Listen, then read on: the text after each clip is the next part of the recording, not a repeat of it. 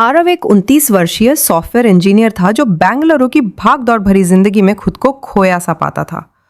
नौकरी थी, पैसा था, लेकिन सुकून नहीं। हर शाम ऑफिस से लौटकर वही खाली दीवारें, वही चुप्पी। उसके अंदर कहीं ना कहीं एक ऐसा रिश्ता चाहिए था जिसमें सिर्फ प्यार नहीं बल्कि समझदारी और अपनापन हो। उधर सिया 27 साल की एक स्वतंत्र लेखिका जो रिश्तों पर ही लेख लिखती थी, लेकिन खुद कभी किसी रिश्ते में नहीं रही थी। वो मानती थी कि आजकल के रिश्ते टिकते नहीं क्योंकि लोग समझने से पहले छोड़ देते हैं। इन दोनों की पहली मुलाकात एक ऑनलाइन बुक क्लब में हुई।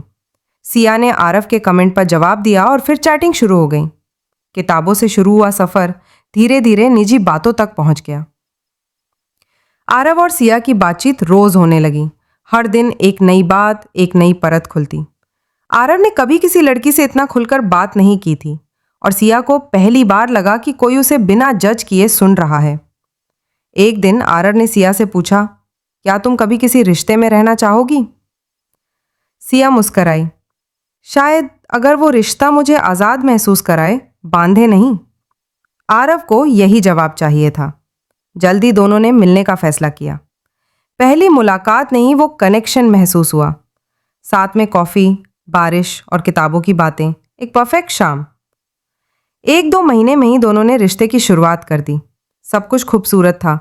लंबी कॉल्स, वीकेंड डेट्स, साथ में किताबें पढ़ना। पर जिंदगी हमेशा सरल नहीं होती। कुछ महीने बाद जब आरव ने अपने घर पर सिया का जिक्र किया तो उसके परिवार वालों ने नाराजगी जताई।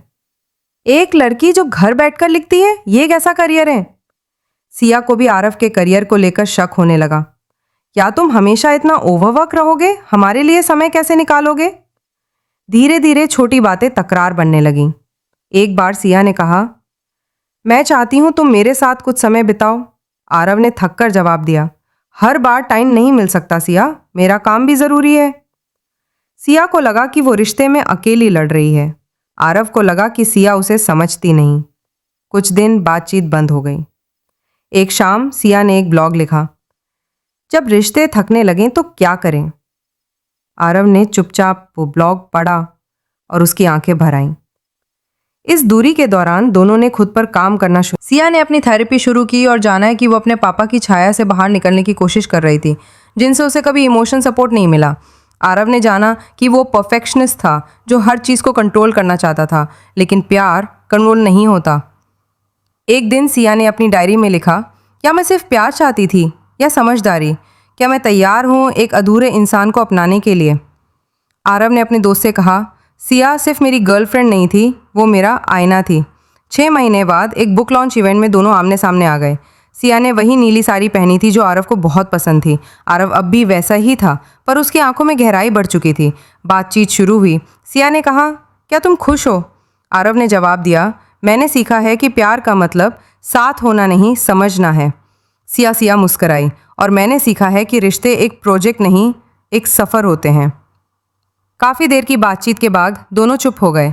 फिर आरव ने पूछा, क्या हम फिर से कोशिश करें? सिया ने बहुत सोचकर कहा, हम कोशिश कर सकते हैं, लेकिन अब मैं सिर्फ प्यार नहीं चाहती, मैं पार्टनरशिप चाहती हूँ। बराबरी, स्पेस और साथ। आरव ने सिर हिलाया। इस बार मैं खुद को भी साथ लाया हूँ कि अब कोई जल्दी नहीं थी, कोई परफेक्शन नहीं। छोटी छोटी बातें, झगड़े, हंसी और समझदारी, सबका मिश्रण था। अब जब भी कोई बहस होती, वो एक दूसरे को छोड़ने की बात नहीं करते, बल्कि समझने की कोशिश करते। सिया ने एक नई किताब लिखी, सिर्फ प्यार काफ़ी नहीं, जिसमें उसने लिखा, प्यार वो बीज है जो रिश्ते में लगता है, लेकिन उसे बढ़ाने के लिए चाहिए भरोसे की मिट्टी, समझदारी की धूप और संवाद की हवा। इवेंट हॉल में सिया किताबों की एक नई श्रृंखला पर बात कर रही थी और आरव दूर कोने से उसे देख रहा था। नज़रें टकराई, लेकिन दोनों ने नज़रें फेर ली, जैसे एहसास हुआ हो कि ज़ख्म अभी ताज़ा है, मगर कुछ था जो खींच रहा था।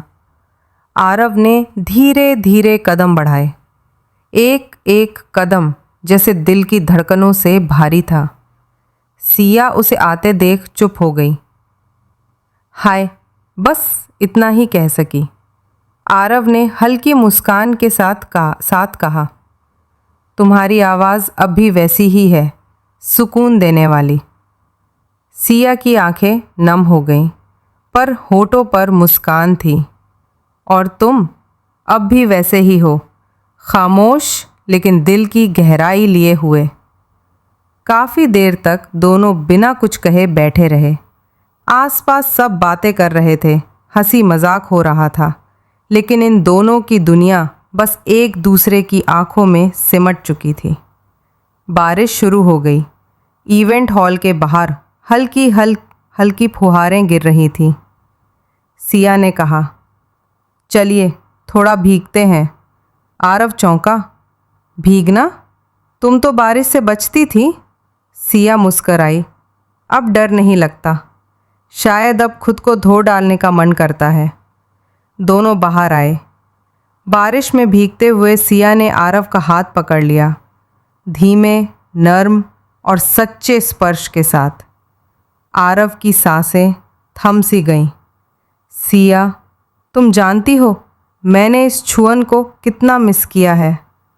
सिया उसकी आंखों में झांकते हुए बोली, और मैंने उस एहसास को जब कोई बिना बोले भी सब समझ ले। वो बारिश में भीगते रहे, चुपचाप, जैसे समय थम गया हो।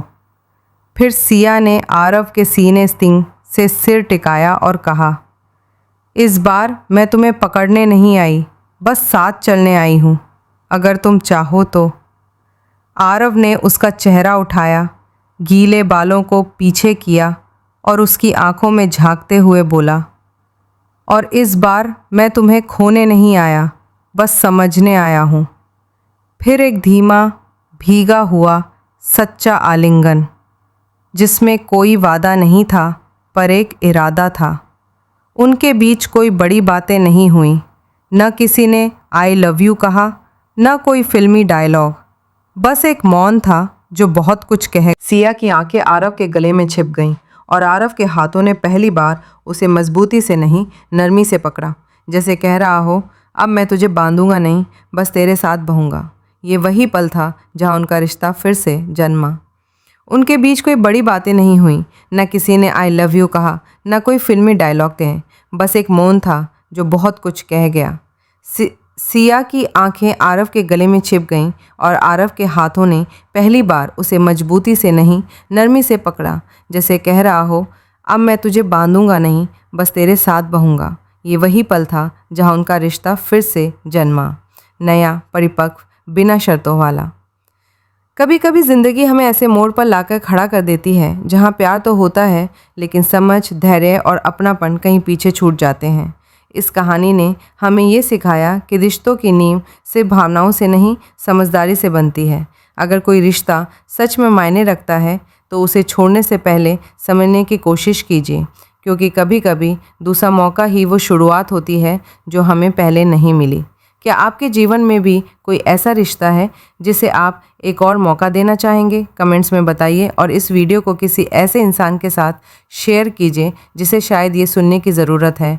मिलते हैं अगली प्रेरणादायक कहानी में, सिर्फ चांसपायर YT पे, जहाँ कहानियाँ सिर्फ सुनी नहीं, महसूस की जाती हैं। हर रिश्ता परफेक्ट नहीं होता, लेकिन अगर दिल साफ़ हो और इरादे सच्चे तो दूरियां भी करीबियों में बदल सकती हैं। प्यार सिर्फ कह देने से नहीं, निभाने से साबित होता है। अगर आपको ये कहानी थोड़ी सी भी महसूस हुई हो तो इसे किसी ऐसे इंसान के साथ ज़रूर शेयर कीजिए जो आज खुद से या किसी अपने से जूझ रहा है। और याद रखिए, कभी कभी कहानियाँ हमारी ज़िंदगी नहीं बदलती, लेकिन सोच ज़रूर बदल देती हैं। आप देख रहे थे चांसपायर YT, जहाँ हर कहानी एक उम्मीद होती है।